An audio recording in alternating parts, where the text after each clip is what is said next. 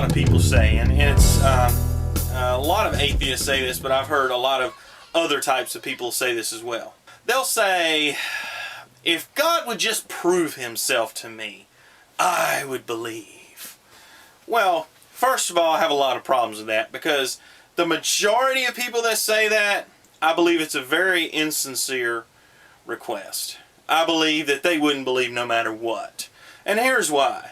Because most of the people are already rationalizing away the evidence that's right in front of their face.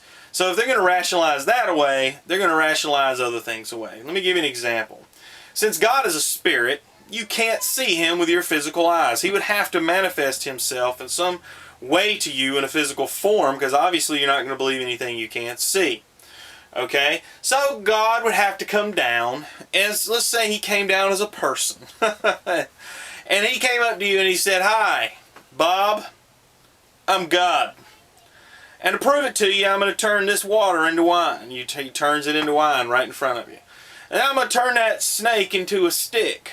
And he does so, etc., etc. And he does various things. Now, what could the person then say? Well, how do you know it was God? I mean, really? How do you know that it wasn't an alien of just higher power? Maybe it's like one of the Ascendeds in Stargate, SG-1. And he comes down, and it's not that it's God. It's just a being that has a higher knowledge of the universe and can manipulate these things. Or you could say to yourself, well, I could have been hallucinating. Did anybody else say it? Were we all drinking this same water that had some kind of ingredient or additive? So the stories go on and on and on, and you could think of a million things that it could be.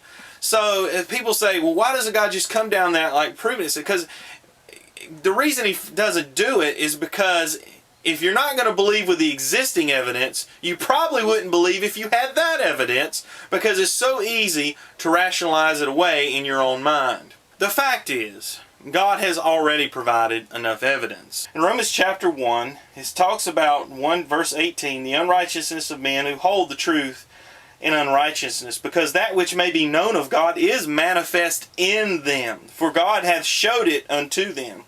For the invisible things of him from creation from the creation of the world are clearly seen, being understood by the things that are made. Okay, even his eternal power and Godhead, so they are without excuse. And that's verse 20. You should go read that. Also, so we see that the creation is the evidence of God, his eternal power. Chapter 2 of the same book, verse 14. For the Gentiles will have not the law, due by nature of the things contained in the law. These having not the law are a law unto themselves, which show the work of the law written in their hearts, their conscience also bearing witness, and their thoughts the meanwhile excusing or else excusing one another. Also, Psalms 19, the heavens declare the glory of God, and the firmament showeth his handiwork. Day unto day utter speech, and night unto night showeth knowledge. There is no speech, nor language, where their voice is not heard. Their line is gone out through all the earth, and their words to the end of the world. In them hath he set a tabernacle for the sun. Okay, and then he goes on to say, the law of the Lord is perfect, converting the soul. The testimony of the Lord is sure, making wise the simple. The statutes of the Lord are right, rejoicing the heart. The commandment of the Lord is pure, enlightening the eyes. The fear of the Lord is clean, enduring forever. And the judgments of the Lord are altogether true and righteous.